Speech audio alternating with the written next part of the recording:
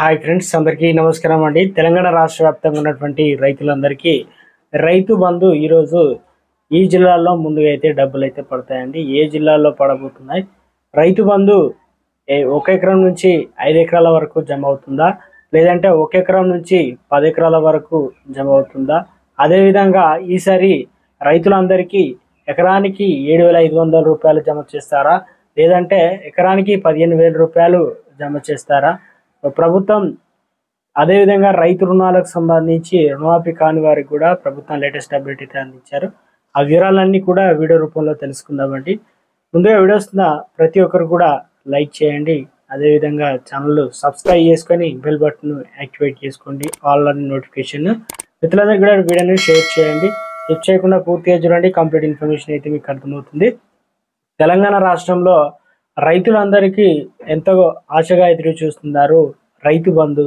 కాంగ్రెస్ ప్రభుత్వం అధికారంలోకి రాకముందు ఎన్నికల హామీలో భాగంగా ఎకరానికి 7,500 రూపాయలు పంట పెట్టుబడి సాయం అయితే అందజేస్తామని, ఇటు రైతు కూలీలకు కూడా ఎకరానికి మనకు సంవత్సరం చొప్పున 12,000 రూపాయలు ఇటు కౌలు రైతులకు కూడా అందజేస్తామని చెప్పింది. తెలంగాణ రాష్ట్రంలో ఇంకా అందరూ కూడా ఎదురు చూస్తున్నాం. కొన్ని అప్డేట్స్ అయితే కొన్ని జిల్లాల్లోనే పడుతున్నాయని చెప్తున్నారు. సో మొత్తానికైతే తెలంగాణ రాష్ట్రంలో ఈరోజు ఒక ఎకరం నుంచి దాదాపు 2 ఎకరాలు, 3 ఎకరాలు, 4 ఎకరాలు ఉన్న వారికి కూడా డబ్బులు పడతాయని అంటున్నారు. సాయంత్రం కల్లా మెసేజ్లు వస్తున్నాయి అని చెప్తున్నారు. మొత్తం మీద అయితే ఒకవేళ మెసేజ్లు వస్తే కామెంట్ సెక్షన్లో తెలియజేయండి ఎంత పడింది ఏందనేది. మనకు అందిన సమాచారం మేరకు తెలంగాణ రాష్ట్రంలో రైతు భరోసా డబ్బులు సెప్టెంబర్ 30 తారీఖు లేదంటే అక్టోబర్ 1st వీక్లో అయితే విడుదల కావచ్చు. తెలంగాణలో ప్రభుత్వం అయితే చెప్పేసిందనమాట క్లారిటీగా. అదేవిధంగా రైతులందరూ కూడా గమనించగలరు. రైతు రుణాలు ఎవరికైతే మాఫీ కాలేదో ప్రత్యేకంగా ఒక యాప్ని అయితే తీసుకొచ్చాం. అందులో తగిన సమాచారం ఎవరికైతే మొదటి విడత, అదేవిధంగా రెండో విడత, అదేవిధంగా మూడో విడత ఎవరికైతే రుణమాఫీ కాలేదో ఆ లిస్టులో మిగిలిపోయిన వారందరికీ కూడా డబ్బులు అయితే విడుదల చేస్తామని ప్రభుత్వం అయితే క్లారిటీ. దీనికి కొంత సమయం పడుతుందని చెప్పేసిందనమాట. ఇంకా తెలంగాణలో చాలామంది రైతులతో పాటు ఈ నెల 17 తారీఖున దాదాపు తొందరలోనే ఉంది. అందరూ కూడా ప్రజాపాలన కోసం దరఖాస్తులు అయితే ఎదురు చూస్తున్నాం.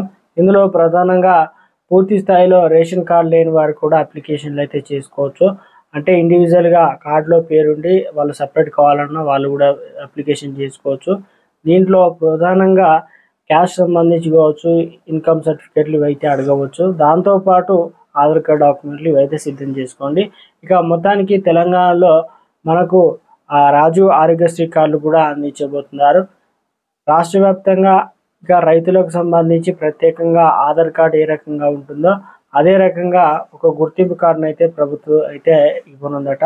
దీనివల్ల కేంద్రం సహకారంతో రాష్ట్రాలు అయితే అందిస్తారు. ఇది సబ్సిడీ ఎంత వస్తుంది? ఇక తెలంగాణలో రైతు భరోసా సంబంధించి ప్రభుత్వం చెప్తుంది అంటే పూర్తి స్థాయిలో ఈ కేవైసీ ఎన్పిసిఐ కూడా చేసుకోవాలని చెప్తుంది. అటువంటి వారికి నేరుగా డబ్బులు కూడా పడతాయి, మెసేజ్లు వస్తాయి అని చెప్పేసి తెలంగాణ వ్యాప్తంగా ఉన్నటువంటి రైతులు కూడా పూర్తి స్థాయిలో ఉచితంగా పంపు సెట్లు అయితే అందజేస్తామని ఇప్పటికే హైడ్రా పేరుతో రావడం, వరంగల్ లేదంటే హైదరాబాద్ ఆ చుట్టుపక్కల ప్రాంతాల వర్షాలు రావడం, పంట నష్ట పరిహారం పైన ఎక్కువ ఫోకస్ అయితే పెట్టింది. ఇప్పుడు ప్రస్తుతానికి వారి అకౌంట్లో ప్రతి కుటుంబానికి 16,500 రూపాయలు పడుతుంది. పంట నష్ట పరిహారానికి ఎకరానికి 10,000 రూపాయలు అయితే జమ చేస్తున్నారనమాట. సో తెలంగాణ రాష్ట్ర వ్యాప్తంగా రైతులకు కూడా డబ్బులు అయితే తొందరలోనే పడతాయని, ఒకవేళ విడుదలైన వెంటనే మీకు పడాలంటే అకౌంట్లో రన్నింగ్లో అయితే ఉంచుకోవాలని చెప్పింది అనమాట. మొత్తం మీద పిఎం కిసాన్కి సంబంధించి కూడా ఈ కేవైసీ అందరూ కూడా చేసుకోండి. ఎందుకంటే ఈ నెల చివరి ఎకరికల్లా మనకు 3 విడతల్లో 6,000 రూపాయలు అయితే కాబట్టి పూర్తి స్థాయిలో 18 విడతకి అయితే ఎదురు చూస్తున్నాం. మీరు ఈ కేవైసీ తప్పనిసరి చేసుకున్నట్లయితే మీకు డబ్బులు పడతాయి అన్నమాట. సో మొత్తానికి రైతులకు సంబంధించినటువంటి లేటెస్ట్ అప్డేట్